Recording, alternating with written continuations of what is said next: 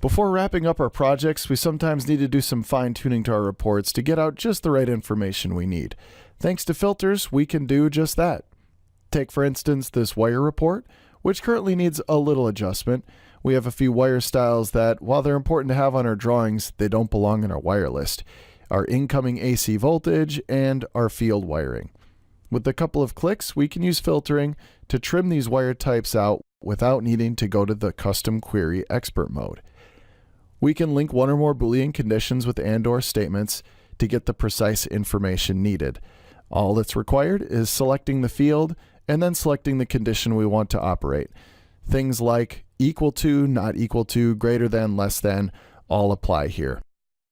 Now that we've built our conditions, we can apply them and review the results with the filter on, and we see now that those wire types have been eliminated by the filter.